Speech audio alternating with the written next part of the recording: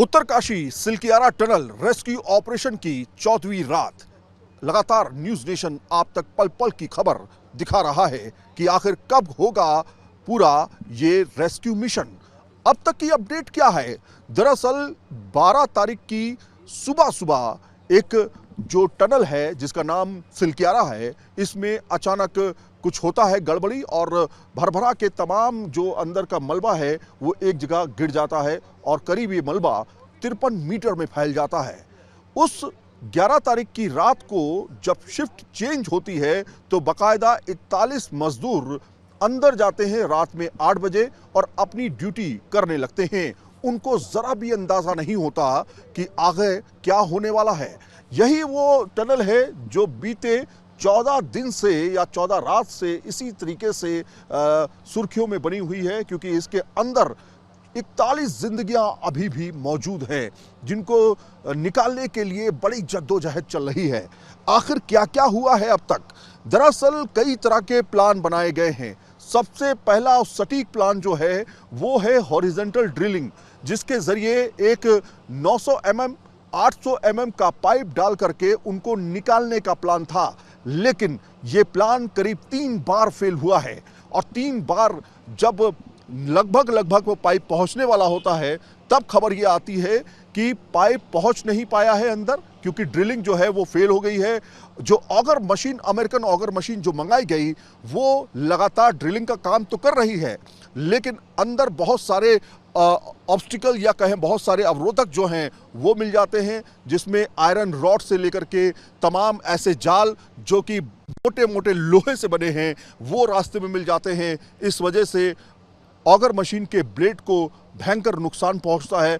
फिर उसको बाहर निकाला जाता है, फिर उसके ब्लेड को चेंज करके अंदर डाला जाता है। ऐसा करीब 3 बार हो चुका है। यही वजह है कि ये प्लान अभी तक पूरा नहीं हो पाया। अब आप सोचेंगे कि जब एक प्लान है तो दूसरे प्लान पर काम क्यों नहीं किया गया?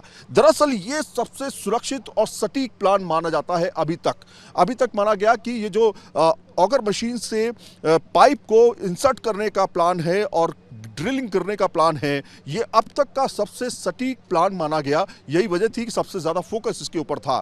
दूसरा प्लान क्या था?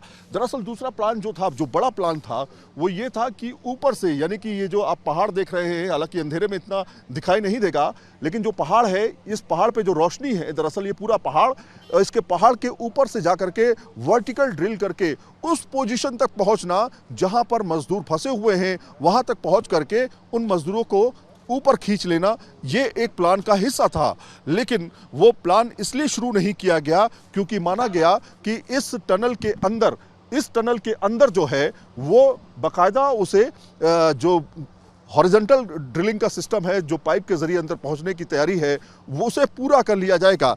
लेकिन ऐसा हुआ नहीं, क्योंकि वो लगातार फेल होता जा रहा है।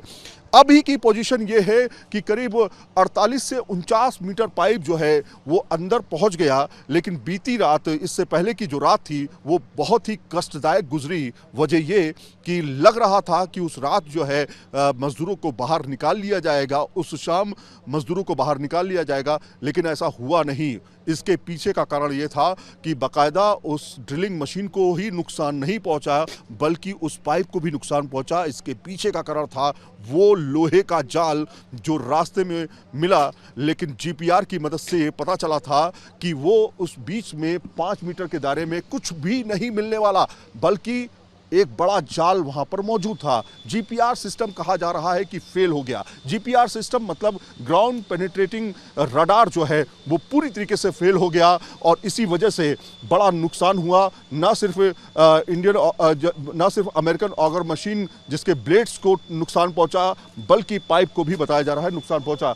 तो अब का प्लान क्या होगा? आगे क्या होगा? आगे दरअसल मैनुअल ड्रिलिंग सिस्टम पर फोकस किया जा रहा है। वो कैसे? वो ऐसे कि मैनुअल ड्रिलिंग का सिस्टम ये होगा कि एक व्यक्ति बाकायदा ऑक्सीजन मास्क पहन करके, ऑक्सीजन के पूरे इक्विपमेंट ले करके अंदर जाएगा। 1 घंटे तक वो ऑक्सीजन काम करेगी और उसी दौरान उसे पाइप के अंदर जा करके, यानी 49 मीटर के अंदर जा करके बाकायदा मैनुअल ड्रिलिंग करनी पड़ेगी।